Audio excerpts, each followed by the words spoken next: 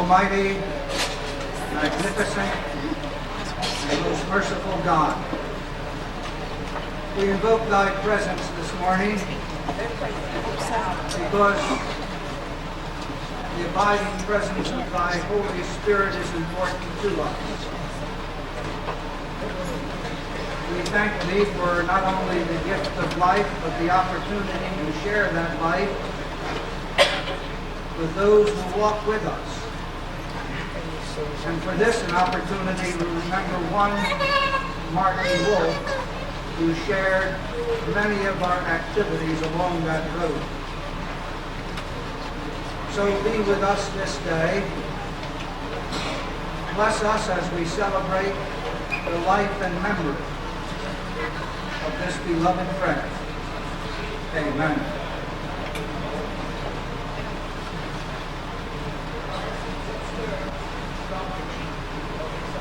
In the book of the Ecclesiastes, the third chapter, the one who is called the preacher left us these words.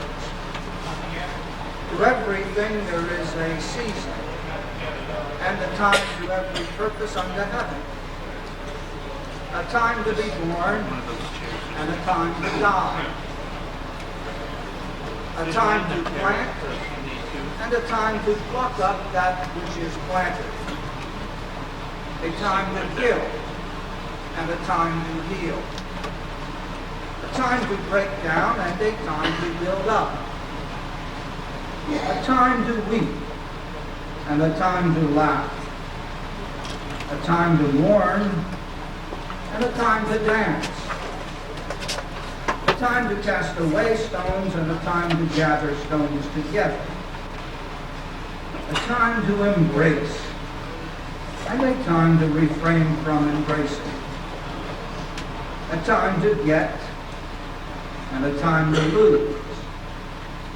A time to keep, and a time to cast away. A time to rend, and a time to sow. A time to keep silence, and a time to speak. A time to love, and a time to hate. A time of war, and a time of peace. Yes, to everything there is a season, and a time for every purpose under heaven. And in the month of May was the time for Martin Wolfe to die. But today is the time for us to celebrate the life and the memory of this friend. I don't believe there was anyone who Martin respected and admired more than his headmaster, that Dr. David A. Jones.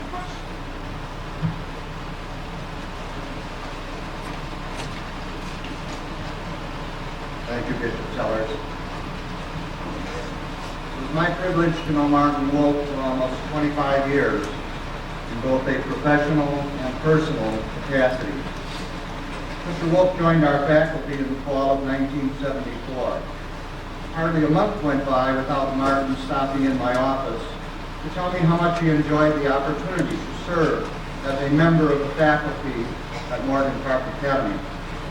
I am convinced that the years Martin spent with us were among the happiest years of his life. Mr. Wolfe had a host of friends, and the reason for this was very simple. He put himself out to be a friend to many, many people. Each of us here today enjoys some special memory regarding him. Perhaps it was a particular course or class, perhaps it was a conference, or perhaps it was joint work on a service project. Whatever the specifics, we will all remember Martin as a warm and sympathetic and dedicated human being. Just yesterday I received a beautiful letter from one of Mr. Wolfe's former students who noted that she had received a card, gift, or phone call on every birthday and every Christmas since her graduation from the Academy. Martin Wolfe had made MPA a very special place for her. It was her hope that many years from now, students will still be able to hear stories about the wonderful teacher who pulled up his pants too high, kept his glasses at the tip of his nose, and spoke many words of wisdom through a sarcastic smirk. Her concluding comment was, "How lucky we all have been. He was one of a kind." My most lasting memory of Martin will center on his willingness to serve. He oftentimes would come to me with a request that he be assigned an additional class, or that he be allowed to assume another duty within the school community. We will all remember his work with Kiwanis and with the Key Club, and we will as well remember his work with the Model United Nations Group, and with the Fathers Club, and with the numerous other activities for which he gave so freely of his time and energy. We are saddened today at the thought of Martin's passing, but we are heartened by the memory of a man who put service to others above himself. It is appropriate that we mourn his passing, but it is even more appropriate that we look upon the life he lived as an example to us of the importance of serving others.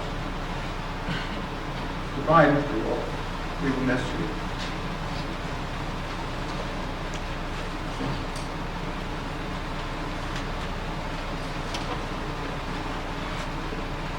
Martin had great admiration and respect for the headmaster and faculty. He had an abiding love for students. So it is fitting now that one of the students, who graduated in 1989 and is now a student at Harvard, is returned to share in this service. Violinist, Morgan Park Academy, class of 1989, Mr. Era Lipinska.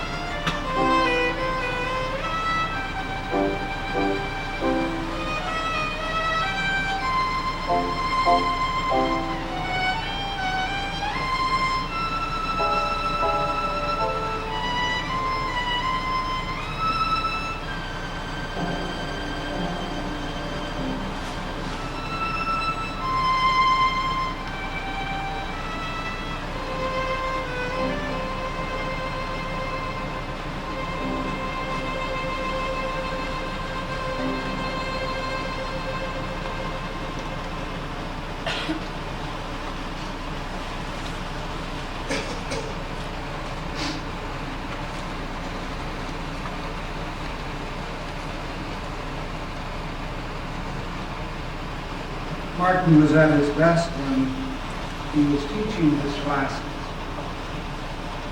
But I don't think the students could do anything that would prepare him for the irreverent banter that he received at the Kiwanis Club that he attended.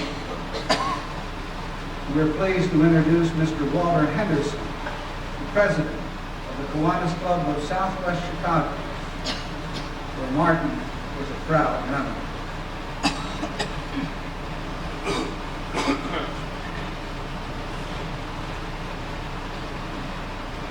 As president of the Southwest Kiwanis Club of Chicago, I wish to express our sincere appreciation and affection for having had as a member and good friend of our club, the loving Martin Wolfe.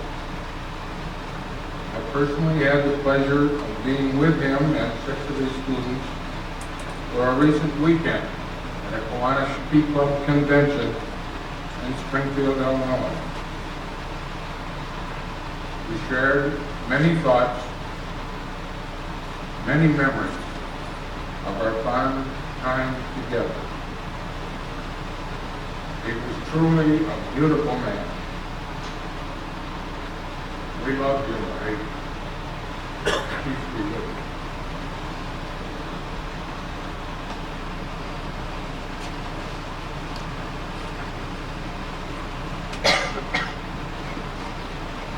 The health and wealth and the perpetuation of any organization is dependent upon its ability to attract new people and new members and to bring the next generation into the place where they accept and cherish the principles. Mark was very much involved in the P Club, the Kiwanis organization that brings high school students under the umbrella of Kiwanis International. And he bore that challenge happily. And we are pleased that Mr. Jason DeHaan, the president of the Morgan Park Academy Kiwanis Ski Club, is with us today.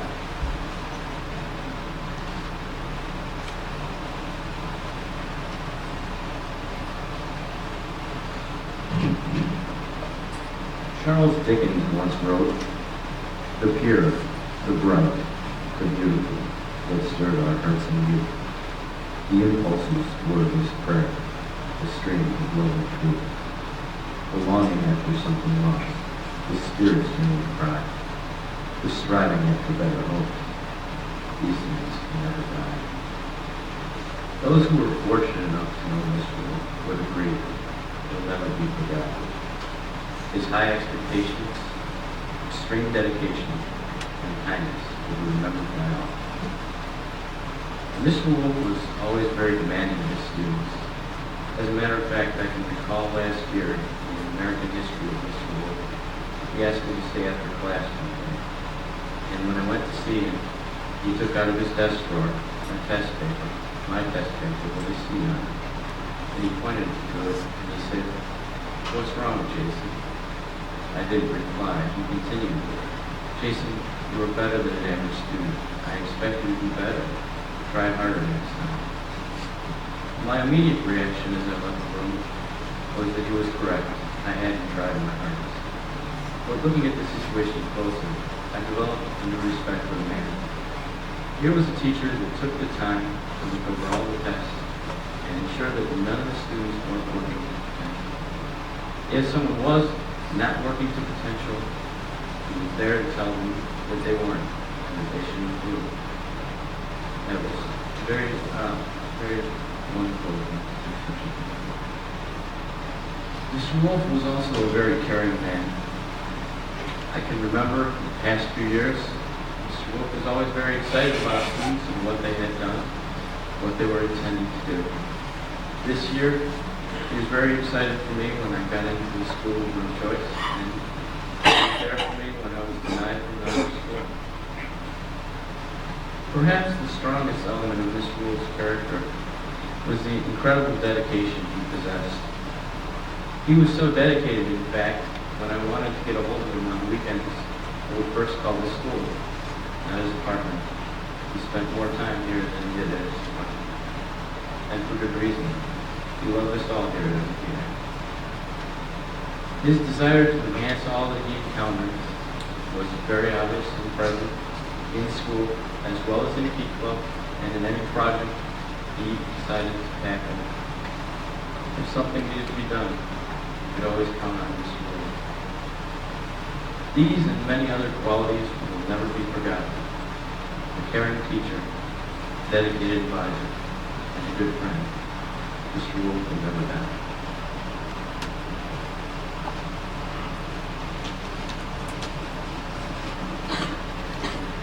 Martin served as the Key Club advisor, so he bore many of the burdens of the administration of that club and helped establish their goals.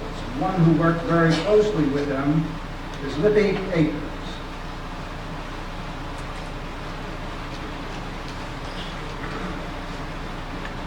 It's hard for me to know exactly where to start. I came to this school when I was about 7, wide-eyed kid who didn't know a whole lot. And as I grew up, I watched my brothers and the rest of the big kids, and I saw the respect that they had for this man. It seemed as though having one of Mr. Wolfe's classes was almost a rite of passage. He was the epitome of MPA, a central core almost. It seemed like he was idolized by the big kids, and loved by them too. One of the most gratifying times that I can remember was one time when he came over to our house for dinner. He was so overjoyed to be invited. But I felt oddly honored to have him there, like part of our family. Stacy and David were there too. But he wasn't just part of our family, but of theirs as well. As the night went on, our house gradually filled up with people, some of whom I didn't even know.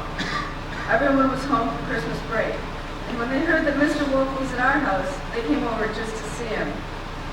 These were people who had graduated way before my time, and the one person that they would go out of their way to see was Mr. Wolfe.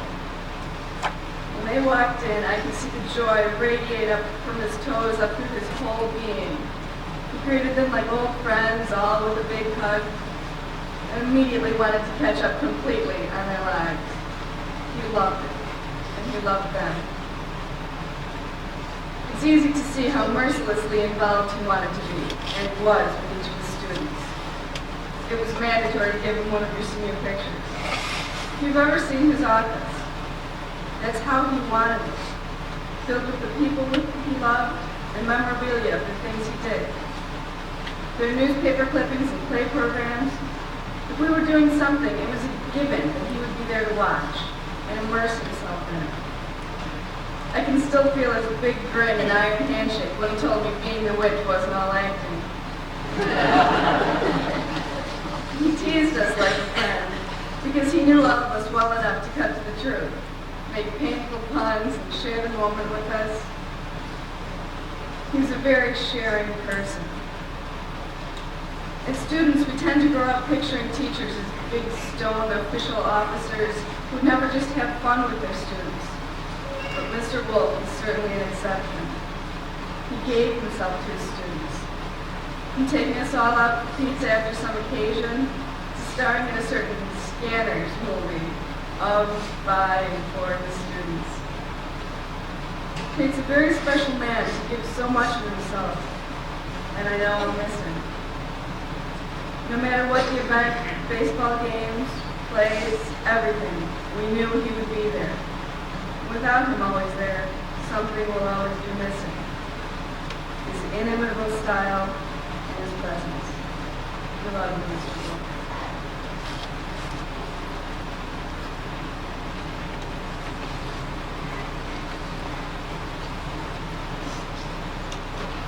I watched with delight the progress of Morgan Park Academy.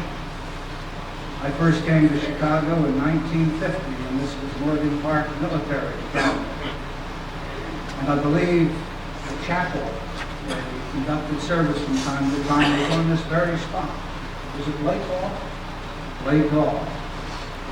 For one who's been in the community longer than I am, Mr. Max Wilson is a longtime resident of Morgan Park in Beverly Hills, and we're delighted that he was with us today to sing the Lord's Prayer. This was requested by Martin prior to his death.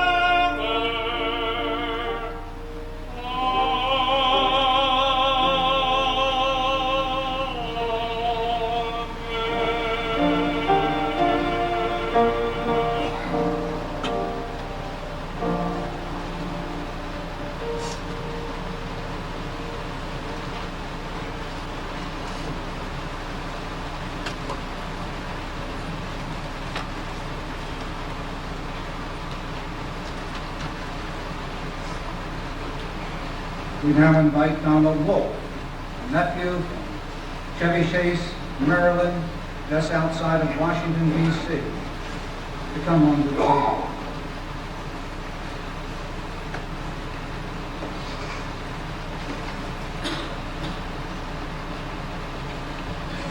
I wanted to share a few memories of my uncle from a family that is distant from here in Chicago. Martin was one of two brothers. His older brother, my father, named David, moved west at an early age of his health. Settled in a small town after some years around Roswell, New Mexico. It, in the early years, had no airport. A good distance from the train, and it was Martin, another world. Well, Martin's brother Dave had 4 children, and 4 children had a total of 9 children of their own. So Martin had 4 nephews and 3 nephews and niece, and 9 grandnephews and grandnieces. We didn't know Martin well, face to face, beside him once a year or times less frequently. We knew his presence. We knew his ideas about education. He was this rare combination of generosity and values that, as a child, feel, understand. He wasn't some remote Midwestern Santa Claus who simply remembered our Christmases and our birthdays, as he always did. Forgot. Me, my brothers and sisters, in one of our 9 children, there was never a day, a birthday, forgotten on Christmas. The gifts were always particular and personal to the recipient, inspiration. And at the time, it would be a letter, or it would be a phone call, always using the specifically with Martin's ideas of self-betterment and education. And I'm very honored to be here today and have a sense to get firsthand feeling of what some of the other partners are like. Today I was over at his apartment, and there's something there that I felt was important to share with you. It is a confirmation of his feeling about the way people are educated, the role of education. This is a gift to Martin, a 1982 gift from, I assume, students, former students, Bets and Kevin and Donnie. It's a handwritten and very artistically presented passage from Package Love. I'd like to share it with you.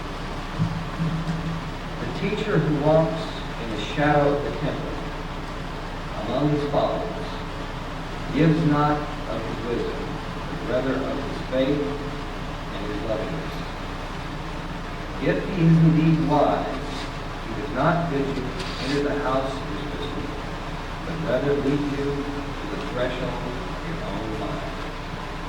That is the way Martin will make his personal life and move back in the life.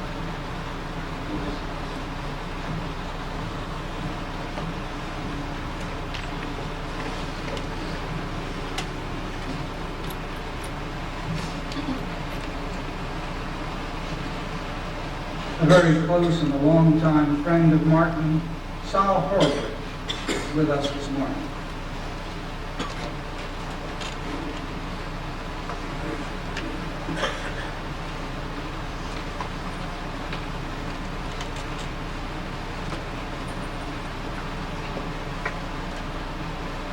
Family, friends, colleagues, students, Mark Wolfe. As Reverend Sellers said, I have been a long-time friend of Mark Wolfe. Incidentally, I'm also an alumnus of this fine school. Unfortunately, the rabbi who was scheduled to speak had an unavoidable conflict at the last minute. So I accepted the job of really the job of honor. Say a few words about this man, his Jewish heritage, and offer the traditional mourner's prayer. I first met Martin Wolfe many years ago. It was 1947. After I had left the academy and went up to Northwestern University. Martin and many of the others were older than I. The war had ended in 1945, and the GIs were starting to pour back into the colleges and universities around the country. And of course, Martin was a GI himself. When I got up there, I was pretty nervous and fearful. You know, being at the academy was a very safe and nice environment, friendly. When I got up to Northwestern on those days, particularly with this older crowd, I was fearful and nervous. And I really needed a friend. And out of the blue came Martin Wolfe with his winsome smile, his strong handshake. I immediately felt the friendship and kindness of this man. Anyway, from this acquaintanceship grew a friendship. And this friendship has really been continuous over more than 40 years. Subsequently, Mark and I were roommates. We shared a room in one of the greenhouses in Sherman Avenue in Evanston. And I got a chance to observe ever more closely what kind of a person he was. He was a student. He was a serious student. And as you all know, history was his subject, it was his major, it was something that he had a very strong and abiding interest in. It gave him a sense of dimension and perspective, which I know contributed greatly to the balance and awareness of things that are truly important in life. Now, his interest in learning and knowledge and teaching was, in my view, quite consonant with the Jewish tradition. After all, it's a heritage that extends back more than 3,000 years. Martin Wolfe was a paradigm of these traits. The students I know will remember him for them, and they will always know that this selfless man truly loved them and cared about them. He was himself always a student. Just a little anecdote. About 8-9 months ago, we happened to be talking about the very mundane thing of building code and fire code laws. He's talking a lot of diverse things. And I said to him, Marty, you're the history expert. It seems to me that I recall something that these laws emanated from a very serious fire in New York many years ago, at the beginning of this century, I think. I said, but you're the expert. Tell me more about it. And he was upset because he said, yes, I know what you're talking about, but I can't remember either. And I can see this bothered me. I said, well, don't worry about it. I mean, it's just a fact and a long train of history. Anyway, it did bother me. And 4 or 5 days later, I got a whole Xerox sheet in the mail from Martin Wolfe, which described the Triangle Shirtwaist Company fire in 1911 in New York, which was the impetus for New York developing all these fire code laws and that have been copied around the country ever since. This is the kind of a fellow he was. He wasn't going to just drop it. He went out and he did the research and he found the answer. I would just like, in the short time that I have, to give you a reading which I thought was appropriate. It's very short, and it was written by Albert Einstein. And it's called Strange is Our Situation. And it goes as follows. Strange is our situation here on earth. Each of us comes for a short visit, not knowing why, yet sometimes seeming to divine a purpose. From the standpoint of daily life, however, there is one thing we do know, that we are here for the sake of each other. Above all, we are here for those upon whose smile and well-being our own happiness depends. At this time, I would like to read the traditional mourner's prayer. In Hebrew, it's called the Kaddish. But I'd like to tell you a little bit about it.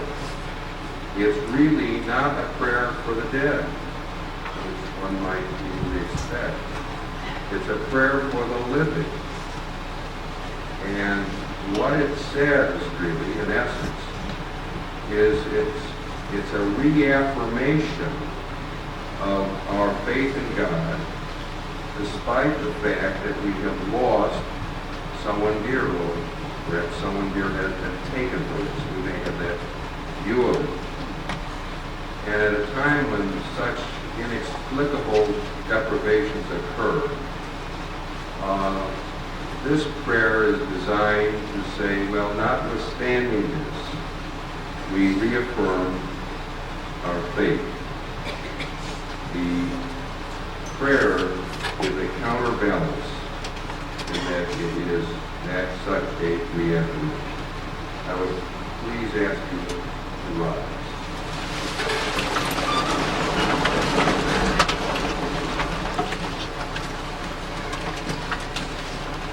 Yisgadal, Shmei Rabo, Yom Odibro, Say, Yom Say, Kaye Kon, Yome Kon, Kaye Kon, Basis Warrior, Blag, O Lord, Yizaman, Review, Amen.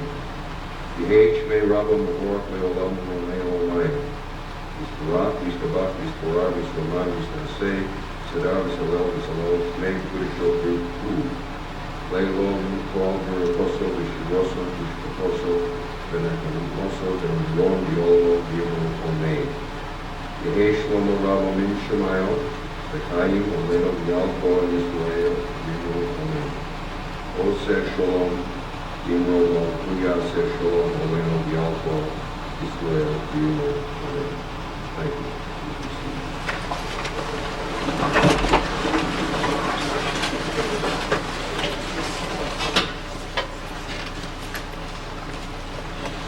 No one is more important than a good accompanist, and we are pleased that Jean Ockenbo is with us. And she and Max Wilson will now do the 23rd Psalm.